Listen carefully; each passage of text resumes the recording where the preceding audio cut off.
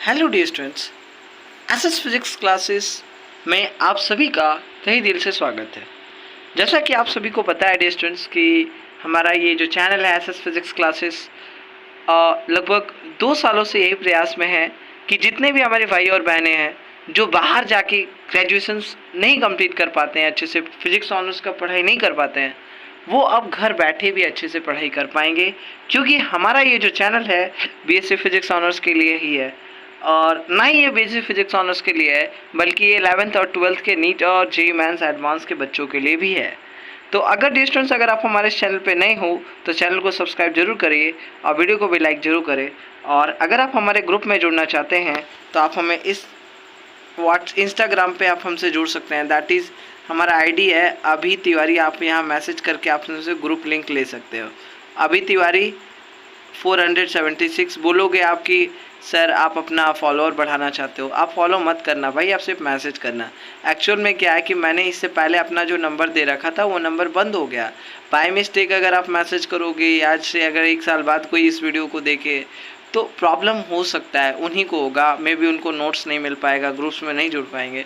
इसीलिए Instagram ID देने का मेरा मतलब ये रीज़न है। तो आप इसको नेगेटिव में ना ले। अगर आपका दिल हो फॉलो ज़रूर कर सकते हो अपने भाई को, आपका भाई है और आपका भाई जितना हो पाए कोशिश ज़रूर करेगा आपका बीएससी फिजिक्स ऑनर्स को अच्छे से कंप्लीट कराने का। तो जैसा कि हमारा आज का टॉपिक है दैट इज़ वेव मोशन का derivation of wave equation and it's general solution. ऐसे आमतौर पे इसको हम अभी प्रूव करने वाले हैं। अभी देख लो, नॉर्मल की डेल स्क्वायर वाई अपन में del x square is equal to 1 upon में म्यू का square del square Y upon में डेल टी स्क्वायर। ये हमारा सॉल्यूशन है किसी फंक्शन का। ये फंक्शन दे रखा है फॉर सिंपल हार्मोनिक वेव। हम लोग एक वेव देखने वाले हैं, एक नया वेव जिसके बारे में हम लोग समझने वाले हैं, that is simple harmonic wave. यहाँ y is equal to bracket में x upon t that is equal to a sine omega t minus k x. अभी हम लोग डिस्टेंस इसको डरने का नहीं, अभी सन्नी तिवारी मतलब आपका जो भाई है, बड़ा भाई है, अभी इसको प्रूव करके इतना इसी तरीके से दिखाएगा, आप बोलोगे वाह दिल खुश हो गया। नॉर्मल तरीके से अगर हम बात करें डायरेक्शंस ऑफ वेव इक्वेशंस, अगर हम बात करें तो जितने भी इक्वेशंस होते हैं, equation of motion of all particles of the wave, हम लोग ये इक्वेशंस देखने वाले हैं सभी पार्टिकल्स का, सभी वेव्स के पार्टिकल्स का हम लोग इक्वेशंस देखने वाले हैं। एक्चुअल में क्या होगा, मान लो सपोज करो एक एग्जांपल है वेव्स ऑन स्ट्रिंग। एक स्ट्रिंग है जिसपे ये मतलब कि पार्टिकल्स जो है वाइब्रेट कर रहा है ऐसे, और ये कुछ इस तरीके से हमारा वेव है। तो यहाँ पर देखो जो y क्या है, y is the displacement of this particles. और ये जो x पे भी डिपेंड कर रहा है यार, सीधा सीधी जानना है, ये x पे भी डिपेंड करता है। जैसे जैसे हम आगे बढ़ेंगे, जैसे जैसे आगे बढ़ेंगे, याद रखिएगा यहाँ पर y जो है वेराई करता चला जाएगा। यहाँ देख सकते हो जैसे जैसे आगे बढ़ोगे y वेराई करता चला जाएगा। सीधा सीधी पॉइंट है ना। y देखो वेराई कर रहा है, टाइम देखो हम लोग को सीधा सीधी मान लो, तो सीधा सीधी इस बेसिस पे हम कह सकते हैं कि y is a function of x also, and so that is we can write it as y is equal to y bracket x of t। y is equal कोई एक फंक्शन है सपोज करते हैं। तो ये जो हमारा y है इसको सेटिस्फाई करने वाला जो डिफरेंशियल इक्वेशन होता है, सीधा सीधी पॉइंट आप समझो कि जो हमारा y है इसको सेटिस्फाई करने के लिए जो डिफरेंशियल इक्वेशन होता है उसी को हम लोग बोलते हैं क्या, वेव इक्वेशन या फिर इक्वेशन ऑफ मोशन।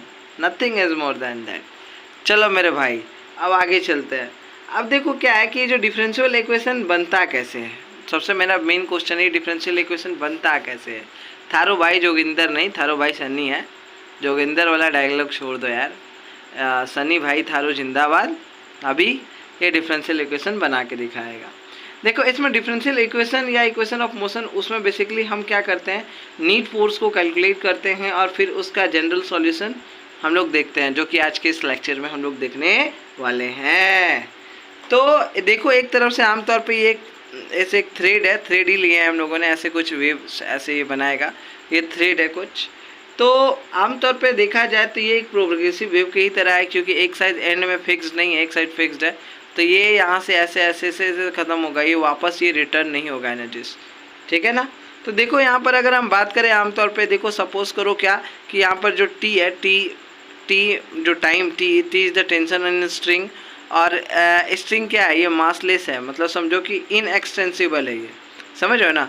अब क्या करते हैं, सपोज दैट कि ये लेट ए और बी ये एक स्मॉल एलिमेंट्री पार्ट है इस स्ट्रिंग का, at x and x plus d x. एक स्मॉल एलिमेंट्री पार्ट इतना हम लेते हैं। क्यों लेंगे अभी समझ में आएगा, प्रूव करने में बहुत काम देगा। थारो भाई सनी है ना, अभी बता रहा है क्यों लेगा। देखो कहने का मतलब ये है डियर स्टूडेंट्स कि लेट मान लेते हैं कि यहाँ पर जो एम होगा, m will be the mass of part a b. ये जो ए बी है, ए बी पार्ट यहाँ पे ए बी है, ए बी पार्ट। और जो रो होगा, rho be the linear mass density and d x is the small length of the string. ठीक है, जो d x is the small length जो है डिस्प्लेस हुआ है। और d x is the length of the string and then यहाँ पर जो मास होगा, हमको ये फॉर्मूला याद रखना, अभी काम देगा, that is equal to rho into d x. अभी बताएगा क्या है। देखो सपोज करो कि जो elementary part, small elementary part लिया है ए बी। देखो यहाँ पर ये सपोज दैट इस तरह से, इधर देखो यहाँ पर ध्यान से देखना कि यहाँ ध्यान से सुनो, जो अगर हम बात करें यहाँ पर टी कॉस थीटा और T sine theta, T sine theta vertical component है, T cos theta horizontal component है। वी कैन से यहाँ पर टी, देखो टी को रिजॉल्व करेंगे, यहाँ पर क्या करेंगे, टी को रिजॉल्व करेंगे।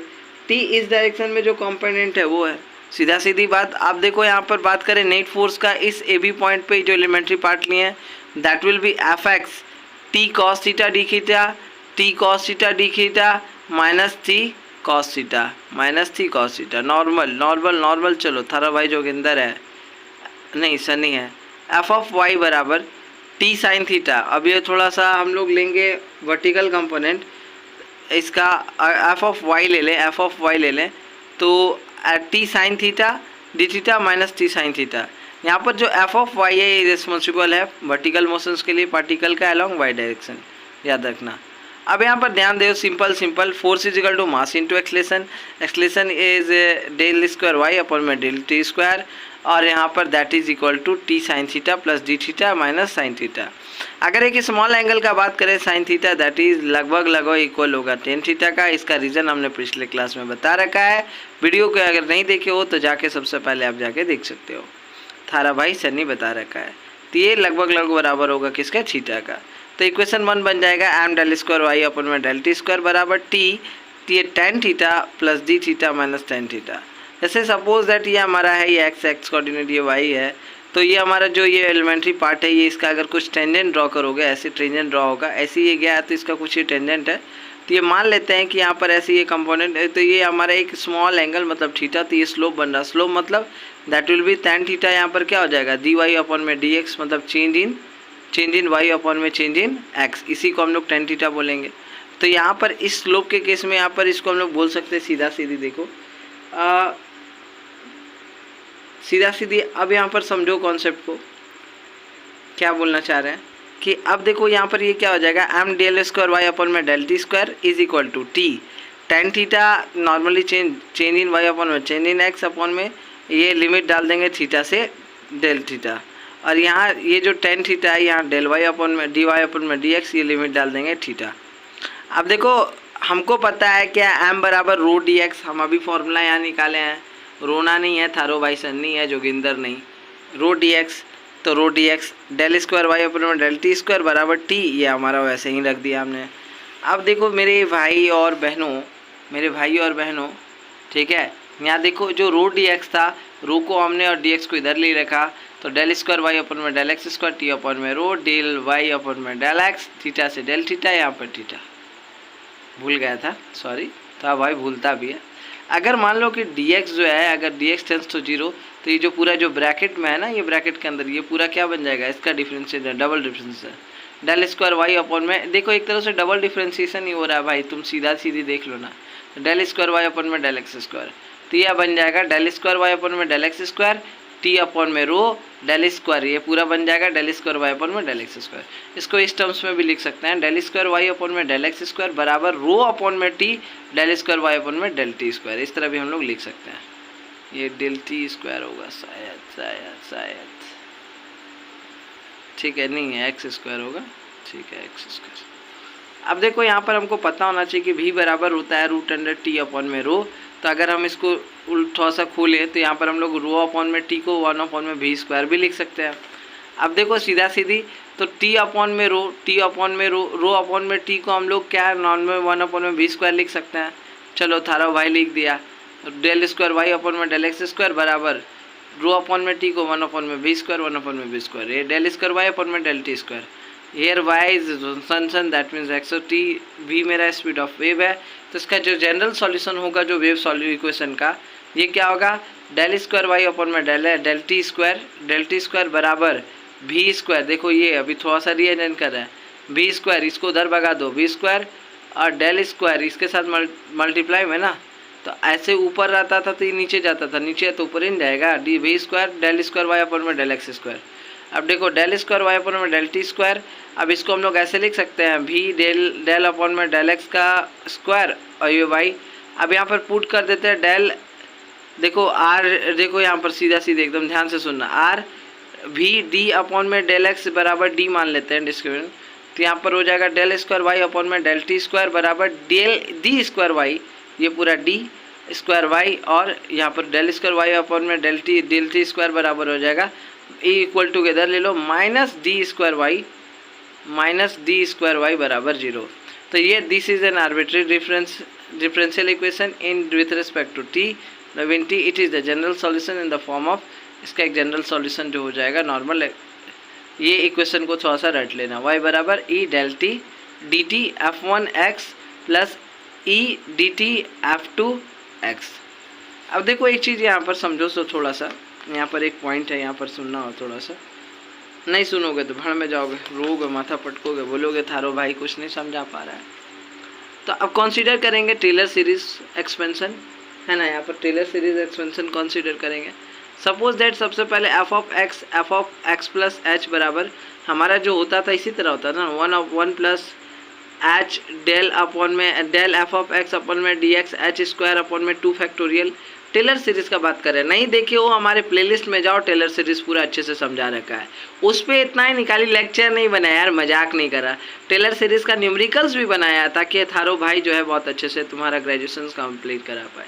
तो del h d del f of x upon में d x h square upon में 2 का factorial d square f of x del x square plus यहाँ एच स्क्वायर अपॉन में 3 का फैक्टोरियल डेल क्यू अपॉन में del x q f of x, यहाँ पर बराबर हो जाएगा, यहाँ ध्यान से देखो ये हो जाएगा 1 प्लस, ये इसको नॉर्मली इस तरह भी लिख सकते हैं 1 प्लस एच डेल अपॉन में del x plus h square 2 का फैक्टोरियल डेल स्क्वायर अपॉन में del x square dot dot dot dot dot dot f of x.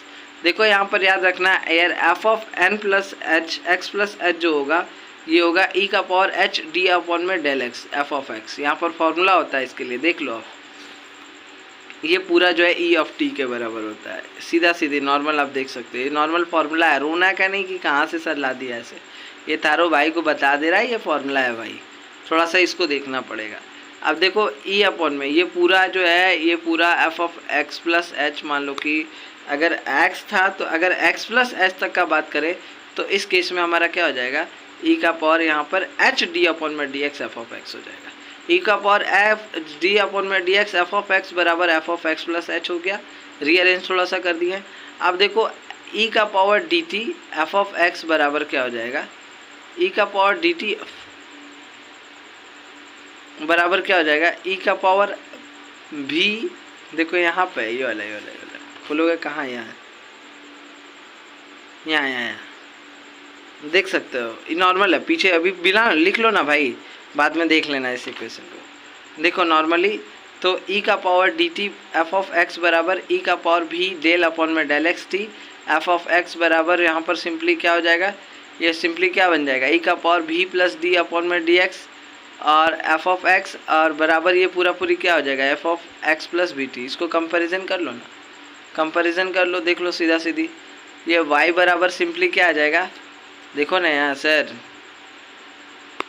Equal to नहीं देखा, यहाँ वाई बराबर, यहाँ वाई कहाँ से, वाई इक्वल टू नहीं दिया था, थोड़ा इसको वहाँ भी वाई लिख देना, तो यहाँ वाई बराबर हो जाएगा ई का power d t f of x plus e का power minus d t f of 2x। देखो नॉर्मली y बराबर क्या हो जाएगा, ये बन जाएगा equation f of 1x plus b t और plus f of t x minus b t. तो नॉर्मल y बराबर a sine x plus b t या फिर दूसरा केस देखने को मिल सकता है वाई बराबर a sine x minus b t, या फिर वाई बराबर a cos x minus b t, या फिर वाई बराबर ए ई माइनस ए ई जो है आई ए ई आई का पावर आई एक्स माइनस बी टी।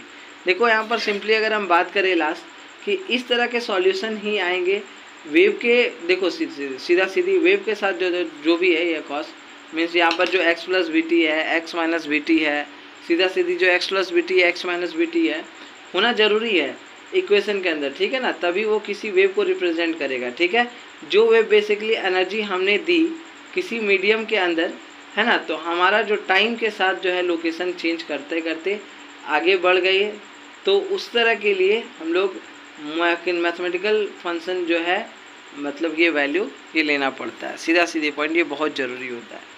तो अगर डे स्टूडेंट्स अगर आप हमारे चैनल पर नए हो तो चैनल को सब्सक्राइब करो, वीडियो को लाइक करो और जल्दी से अपने भाई को एक प्यारा सा एकदम दिल से लाइक ज़रूर मारो। चलो, थैंक यू एवरीवन।